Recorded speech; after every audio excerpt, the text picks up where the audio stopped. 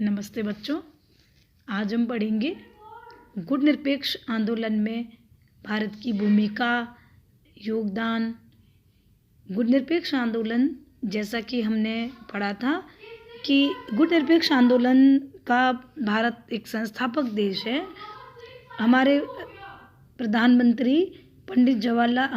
प्रधानमंत्री पंडित जवाहरलाल नेहरू ने गुट निरपेक्ष आंदोलन के एक संस्थापक व्यक्ति के रूप में या व्यक्तित्व के रूप में भारत की विदेश नीति का एक मूलभूत आधार बनाया। गुट निरपेक्षता को, गुट निरपेक्षता की जो नीति है उसको सर्वप्रथम राष्ट्रों के सामने पंडित जवाहरलाल नेहरू ने रखा। तो इसलिए भारत का योगदान गुट निरपेक्ष आंदोलन में बहुत ही महत्वपूर्ण और विशिष्ट है। हम पढ़ेंगे आज के इस अपने व्याख्यान में बच्चों कि गुट निरपेक्ष आंदोलन के विकास में गुट निरपेक्ष आंदोलन की अवधारणा का विश्व में महत्व बढ़ाने में, गुट निरपेक्ष आंदोलन या फिर गुट निरपेक्षता की अवधारणा का प्रतिपादन करने में उसकी क्या भूमिका होनी चाहिए अंतर्राष्ट्रीय राजनीति में, इन सब में भारत की महत्वपूर्ण और विशिष्ट भूमिका रही है। तो गुट निरपेक्ष आंदोलन जैसा कि हम सब जानते हैं कि द्वितीय विश्व युद्ध के बाद अंतर्राष्ट्रीय राजनीति का एक महत्वपूर्ण तत्व रहा है।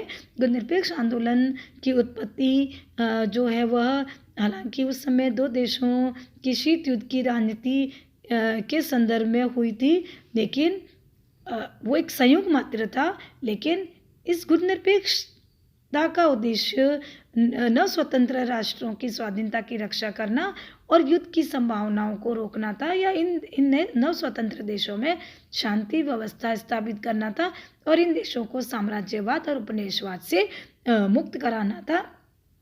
तो इसलिए यह नीति शक्तिशाली गुटों से अलग रहकर नव स्वतंत्र देशों की स्वतंत्रता को सुरक्षित बनाए रखने के उद्देश्य से संबंधित थी। तो एशिया, अफ्रीका और लैटिन अमेरिका के अधिकांश देश जो है वह गुट निरपेक्ष आंदोलन के सदस्य है। और आज गुट निरपेक्ष आंदोलन की सदस्य संख्या अगर हम देखें तो काफ़ी बढ़ गई है, लगभग 129 के सदस्य देश हैं। तो भारत ने इस गुट निरपेक्ष ताकि नीति को अपनी विदेश नीति के आधारभूत सिद्धांतों के रूप में स्थान दिया और एशिया और अफ्रीका के अन्य नौ स्वतंत्र राष्ट्रों को भी गुट निरपेक्षता की नीति को अपनाने के लिए प्रेरित किया। तो गुट निरपेक्ष आंदोलन में भारत की भूमिका जो अब शुरू से ही केंद्रीय रही है, महत्वपूर्ण रही है। तो उस समय हम देखें कि पंडित नेहरू ने किस प्रकार उनको गुट निरपेक्ष आंदोलन का या गुट निरपेक्षता का जनक माना जाता है।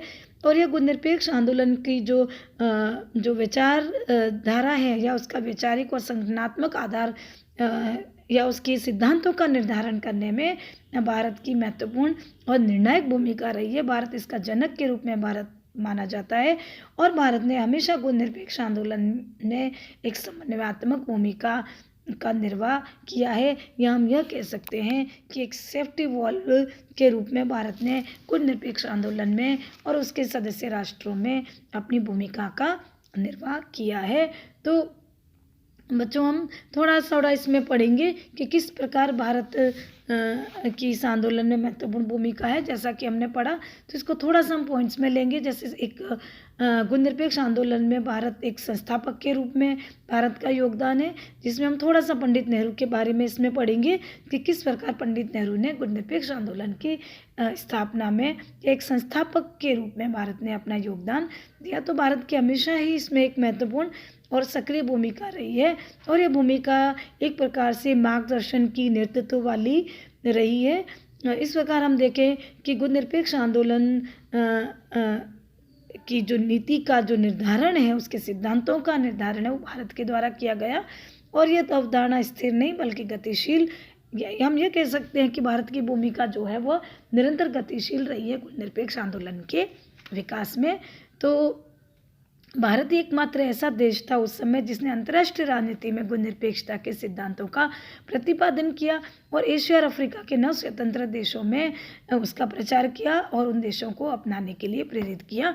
तो इस प्रकार गुट निरपेक्ष आंदोलन के मूल सिद्धांतों का प्रतिपादन करने का श्रेय भारत जिसमें कि हमारे प्रथम प्रधानमंत्री पंडित जवाहरलाल नेहरू को जाता है। इस पंडित नेहरू ने स्वतंत्रता के एक महत्वपूर्ण नीति के रूप में गुणनिरपेक्ष नीति का प्रतिपादन किया और इस प्रकार उन्होंने उपनिवेशवाद, नवोपनिवेशवाद और नस्लवाद के विरुद्ध स्वतंत्रता प्राप्ति के बाद भारत की विदेश नीति के एक महत्वपूर्ण हथियार के रूप में गुणनिरपेक्षता की नीति को अपनाया। और उस समय भारत ने अंतर्राष्ट्रीय स्तर पर युद्ध को रोकने में, शांति को स्थापित करने में भारत की इस गुणनिरपेक्ष नीति ने अपनी महत्वपूर्ण भूमिका निभाई।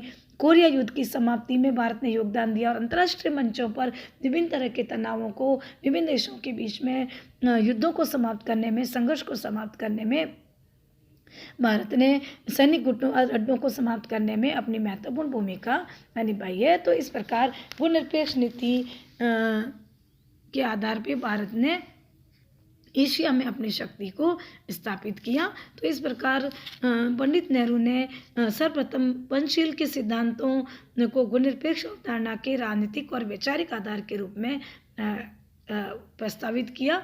और इस प्रकार हम देखें तो पंचशील के सिद्धांत भी गुणनिरपेक्षता के अवधारणा को महत्वपूर्ण बनाने में, विश्व समस्याओं का समाधान करने में महत्वपूर्ण रहे हैं। तो इस प्रकार हम देखें कि गुणनिरपेक्ष आंदोलन के प्रथम शिखर सम्मेलन 1961 में जब बेलग्रेड में हुआ था, तो उस समय ही भारत के द्वारा गुणनिरपेक्ष आंदोलन के मूलभूत विचारों का और मूलभूत सिद्धांतों का प्रतिपादन किया गया। और नेहरू ने कहा कि जो गुणनिरपेक्षता है वह केवल एक आंदोलन नहीं है, बल्कि एक ऐसी नीति, एक ऐसी सकारात्मक नीति है जो कि राष्ट्रों की स्वतंत्रता के लिए प्रयासरत है। तो इस प्रकार हम देखें कि भारत की गुणनिरपेक्ष नीति जो है वह पंडित नेहरू ने जो भारत की विदेश नीति का जो आधार बनाया था उसको वो आज भी महत्वपूर्ण है। और आज हम देखें कि जब भारत स्वतंत्र हुआ था तो उस समय गुणनिरपेक्षता की नीति को अपनाया और दुनिया के देशों को एक नई राह दिखाई। और आज जबकि संयुक्त राष्ट्र संघ की लगभग 2/3 से भी अधिक सदस्य गुणनिरपेक्ष आंदोलन का प्रतिनिधित्व करते हैं। तो इस प्रकार हम देखें कि जो द्वितीय विश्व युद्ध के बाद जो भी देश स्वतंत्र हुए वे सब आज गुणनिरपेक्ष आंदोलन से जुड़े हुए हैं और इसका श्रेय भारत को या पंडित जवाहरलाल नेहरू को जाता है। तो ये तो हमने पढ़ा एक संस्थापक के रूप में गुणनिरपेक्ष आंदोलन में भारत का योगदान। फिर हम देखते हैं कि गुणनिरपेक्षता का जो भारतीय दृष्टिकोण है, जो भारत ने गुणनिरपेक्ष आंदोलन की जो अवधारणा है या जो गुणनिरपेक्ष नीति का जो प्रतिपादन है वो भारत ने किस प्रकार किया और किस प्रकार अंतर्राष्ट्रीय मामलों के समाधान में भारत ने गुणनिरपेक्षता का प्रयोग किया। तो इस प्रकार हम देखते हैं कि भारत हमेशा से इस बात का समर्थक रहा है कि हर एक राष्ट्र जो है वो स्वतंत्र हो। तो इसलिए भारत ने कहा कि दो महाशक्तियों में से किसी एक शक्ति के प्रति हम नहीं बंधेंगे और दोनों गुटों से हम अलग रहेंगे। और इस प्रकार भारतीय विदेश नीति की एक महत्वपूर्ण विशेषता बन गई। तो हम देखें कि नकारात्मक रूप से भी भारत ने गुणनिरपेक्षता की अवधारणा का इस रूप में प्रतिपादन किया कि हम राजनीतिक और सैनिक गठबंधनों का विरोध करते हैं, उसको रोकते हैं। और सकारात्मक रूप से भारत ने इस तरह गुणनिरपेक्ष नीति का प्रतिपादन किया कि हम अंतर्राष्ट्रीय स्तर पर अंतर्राष्ट्रीय समस्याओं का समाधान करने में हम संलग्न हैं।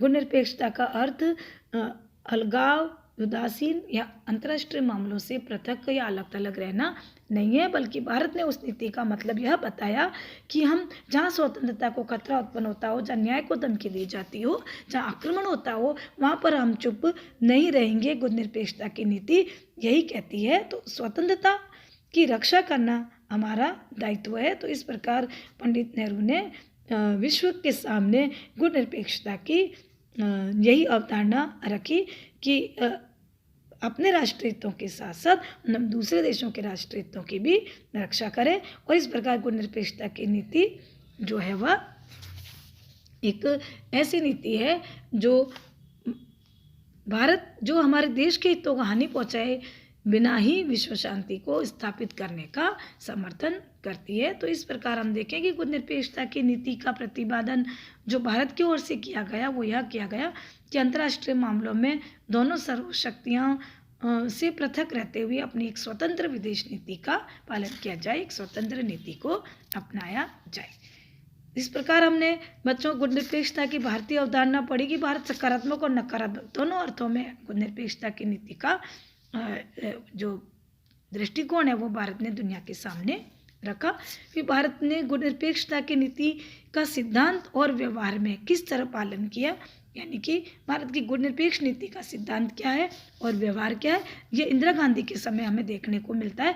जब इंदिरा गांधी ने कहा कि सोवियत संघ से जो इंदिरा गांधी ने जो उस समय जो मित्रता हुई भारत की, वो यह कि हम अपनी गुणनिरपेक्ष नीति में थोड़ा सा व्यवहारिक परिवर्तन लाते हुए हम उसको और व्यवहारिक बनाते हैं। हालांकि उस समय यह भी आलोचना हुई कि भारत गुणनिरपेक्ष नीति से पीछे हट रहा है, लेकिन उसको मॉडिफाई करते हुए इंदिरा गांधी ने कहा कि मित्र बनाना गुणनिरपेक्षता से पीछे हटना नहीं होता है।